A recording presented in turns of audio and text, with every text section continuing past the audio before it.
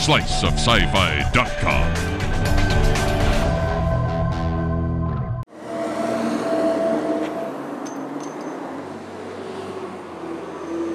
Hey Slicers, this is George over at Hypno Comics, and I'm here with Jon Bogdanove, hello. Legendary Superman artist and the creator of Strongman, which you guys should all go and kickstart today.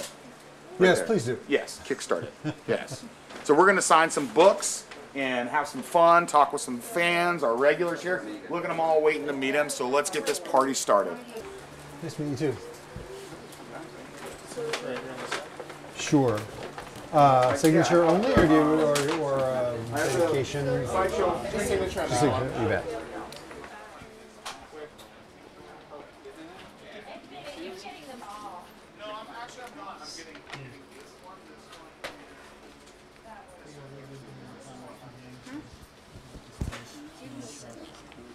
Yeah, this is a great shop, actually. I keep seeing stuff like I want to buy. So, John, yes, over sir. your career, you've seen a lot of comic book stores, a lot of comic book shops. So tell me about the evolution as you're signing here.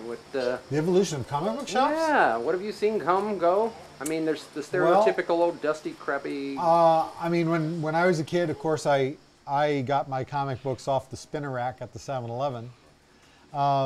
And the closest thing we had to a comic book shop was the thrift store downtown, which had, you know, boxes of comics. And I, you know, used to pick up like old Gold Key and some Little Lulu and some great Tom Gill Lone Rangers and stuff like that from the box where everything, you know, where everything smelled like old clothes, you know. And I think, didn't comic shops really get their start when, I mean, didn't they really sort of take off when the companies sort of gave up on standard newsstand distribution, and Steve Jeppe, Diamond Distributors, kind of became the sole distributor, the monopolizer in the distribution of comics. And that, I think, was the boon for, you know, the golden age for comic shops, because they became, that specialty shops were the only outlet for comics. And it, you know, created a boom in the 90s. Yay for us. Which we helped promote, I think. I don't know, the ideal comic shop to me is a lot like this one, in that it's a neighborhood joint where you don't just go and buy a comic book, but you kind of go and hang out. You meet the rest of your tribe. You realize that you're not alone in your obsessions.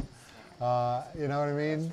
And it's just it's a good place to hang out with your fellow geeks and nerd out, right? Yeah. And I love doing store gigs because, well, I both love it and hate it, because I'm always seeing stuff like, ooh, I want that. Ooh, I didn't know that was out. Ooh, when did that come out in trade paperback? You know, so it's always bad news from that standpoint, because I end up getting more stuff. But it's nice also. It's nice when we can sit and talk like we're doing now, and it's not like, yeah, and there's not acres and acres of people just waiting in line for 3 hours and you have handlers saying, just sign, don't talk, just sign. You know, so this is better. This is nice from that standpoint. Nice to have a neighborhood joint. Right, Yeah. What do you think of Hypno? I love it. I love it. I love the space. I love the location. I love that you can step outside and smell the ocean. Man, that's awesome. Ventura is a nice little town for that. I really like that. And, you know, he's got the performance space back here with comedians like Sax Carr and Tim Powers coming in, plugging Sax Carr and Tim Powers of Phantom Planet. No, it's a nice place. It's a nice place. Yeah. Do you live here in town? Yeah, I live part of town. So it's not exactly like you can hop on your bike and ride here. 10, 15 minutes away. Because, you know, I like this.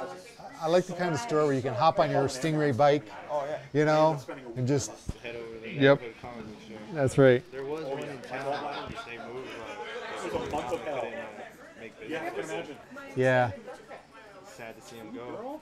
Well, they're not. I guess they're not selling comics at the rate they once were. You know, I think the business has ups and downs, and unfortunately, when the business has ups and downs, it takes out the smaller stores oftentimes, and that's sad in a way, because oftentimes the smaller stores are the most fun. Right. You know, because I was when I first started drawing him, I was drawing him with a realistic-looking mustache, and Kal-El said, "No.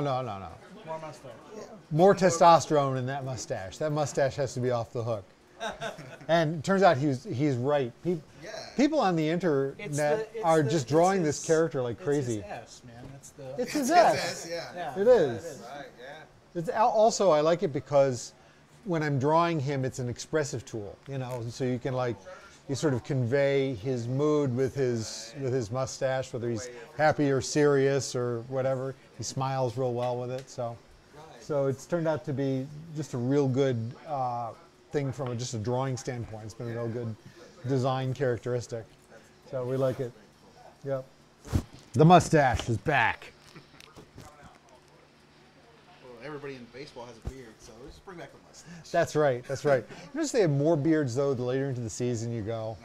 I think it's one of those things like, I'm not going to shave. I'm not going to wash my socks. You know. Superstition. Superstition, right?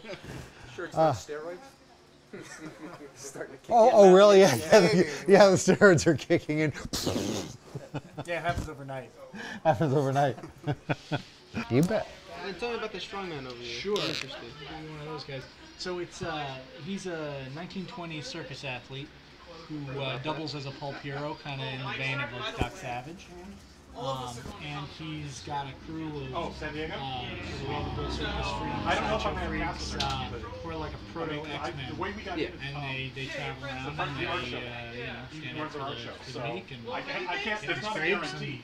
and there's a bit of all kinds of different things that we like. There's a touch of Boardwalk Empire or a crime drama. There's a bit of H.P. Lovecraft to it. Oh, okay.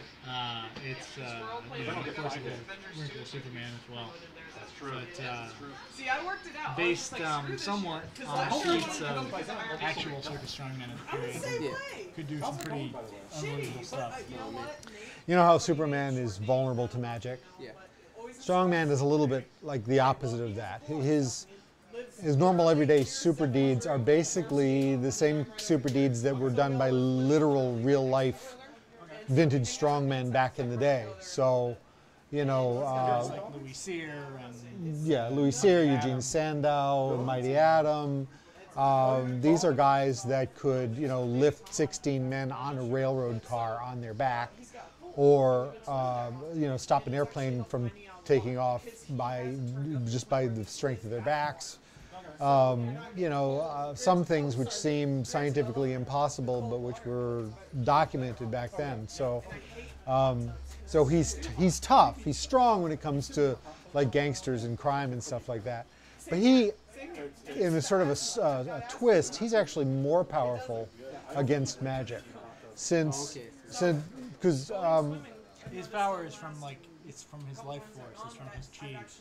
right, when you talk to strongmen or when you read about them, these seemingly superhuman feats of strength that real people have actually really done, it really sort of comes down to chi. It comes down to sort of almost a martial arts kind of focusing of the life force. So that's what strongman does, but his ability to focus his life force actually has mystical import. So that when he's facing, a Lovecraftian elder god or something like that, it actually gives him an edge that he doesn't have against, say, a guy with a Tommy gun. So he's good against crime. He's even better against inhuman evil. See, I was way ahead of my time. I was already leaving places for people to sign. The chin highlight. The gigantic chin. Signable chin. Yes, that's why you drew the chin so big. To have a place to sign. It was my first power pack. Third comic book ever, right? Third comic book ever. First power pack. Labor of love. I'm glad you liked it. I'm glad you liked it. So to who? How you doing? Doing well, yourself? Pretty well. Yeah. It's actually a real pleasure to meet you. Thank you very much. Well, it's a pleasure to be here. What's your name? Jason. Jason. Can we put a dedication on any of these for anyone? Let's go ahead and do 18, and if I remember correctly, Steel is your baby, right? Yeah. And let's go ahead and do that one as well. All right. Friggin' that bracelet that we had. JASON? We told me you don't want to be in this more than one day. Because as soon, actually, when you told me about this, Oh yeah, thank you so much. I didn't want to pick one of these up. so I had a week of Norco my own. You guys know how Kickstarter works, yeah? Yeah, I've kickstarted a few things. With the big pad and then. Well, if you had a full tank attached, that's a different issue. They just shake. They went in and shaved off some Oh, okay, yeah, that is. So what's the premise of Strongman? So it's about a 1920s circus athlete The damn who thing. Like, he's doubles always as a out pulp hero. of it. I'm like, Oh, He interesting. travels around with a troupe of lovable circus freaks, kind of like a cross between Louise Simonson's X-Men and Todd Browning's Freaks. Gotcha. Alright, Awesome. Yeah, I'll be You know, down they there. help people Yeah. out, they get in scrapes, That's cool. adventures, it's good stuff. That actually sounds like it'll be awesome. Well, you know, show people, let alone sideshow freaks, but show people in general were sort of outcasts of society back in the day, and yet they had unusual attributes and powers and abilities. So it kind of makes sense. And also the, you know, Superman's costume is based on circus costumes, Right, strongmen, aerialists, and it just seemed like, A natural fit. well, yeah, since I always wanted to do a period story, you know, like, Right. yeah, so we've set it prior to 1938, because, you know, that's when Superman happened, so it's prior to any superhero stuff. I know, this actually sounds really interesting. I will definitely be hitting this up. Cool, man. Thank you. It's like a combination of, you know, there's a lot of sort of Doc Savage-y type shadow, you know, the shadow type pulp stuff, a bit of H.P. Lovecraft in there. Oh, So fun. it's like a combination of pulp crime Oh, cool. and supernatural Nice. stuff. Nice, nice. And it's the most fun of anything I've ever worked on, That's cool. including Superman and Power Pack. Wow.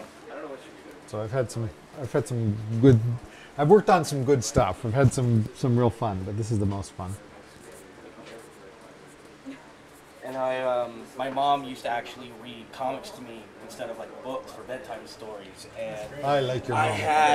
had all of the Death of Superman stuff, ton of Marvel stuff, and my mom ended up having to remarry, and he was one of those like real anti-comic book, and he actually made me throw away. Oh my God, that's horrible! Yeah, everything like baked black trash, plastic bag. I couldn't give them away. I couldn't sell them. Had to go in the trash. And yeah, that was really sad. And my mom, she divorced. She started dating again. And one of her boyfriends, you know, we were talking about comics, and he was like, "Oh, you know, that's horrible. That's, you know, whatever." And one Christmas, he was like, "Merry Christmas," and I'm opening it up, and it's the whole Death of Superman run. Oh, He gave really? me his Death of Superman run.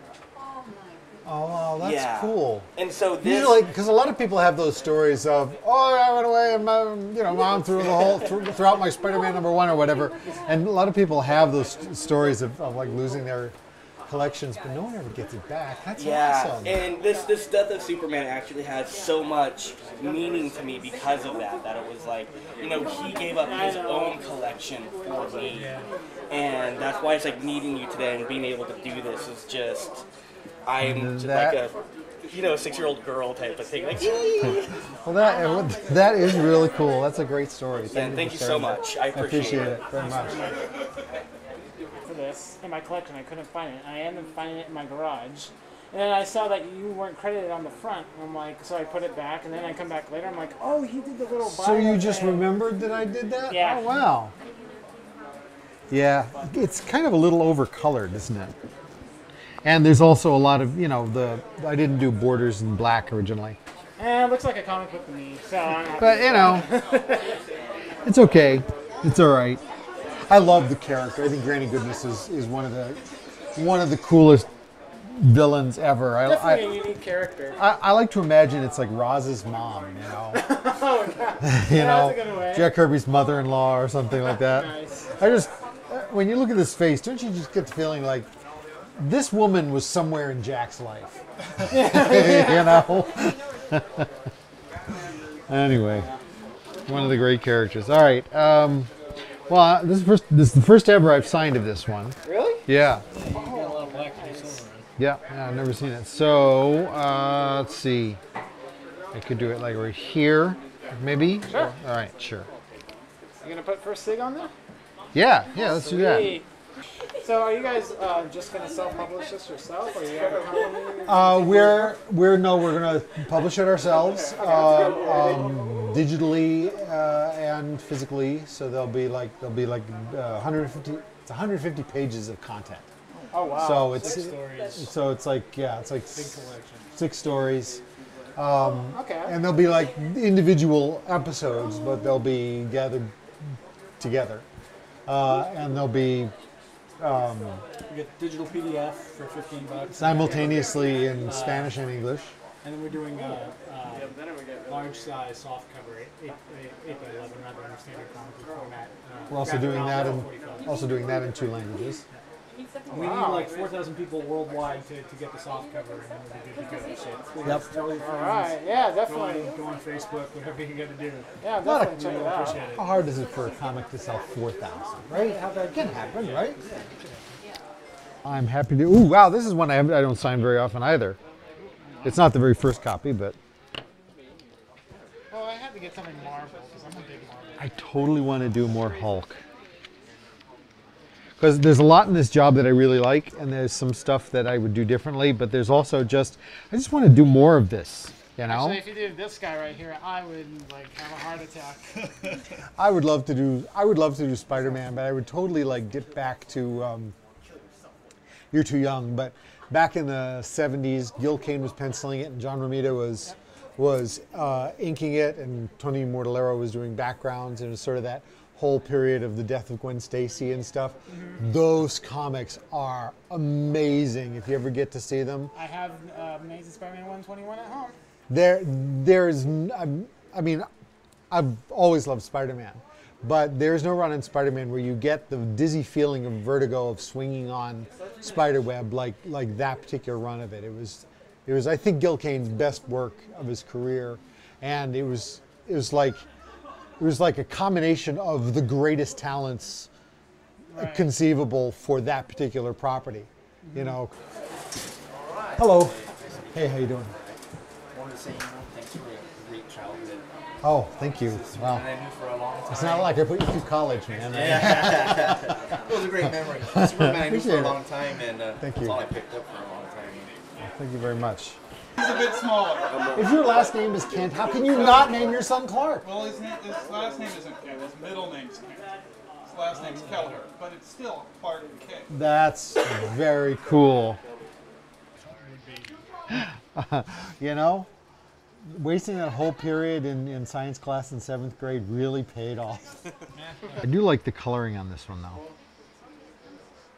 There you go. Do you want to personalize it all or just name? Sure. To who? Tell me what you wanted to say. To eBay with love. To eBay with love?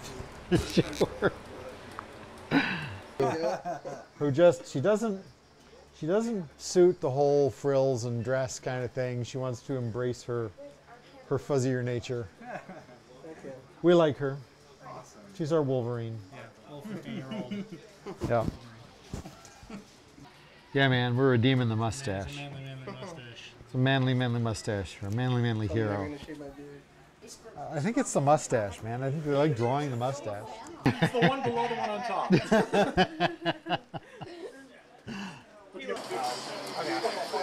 Hi, Slicers. What's going on?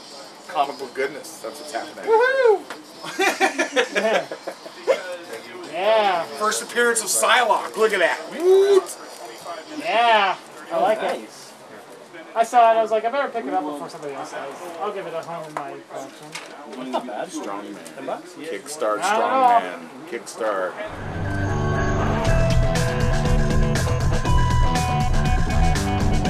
sliceofscifi.com.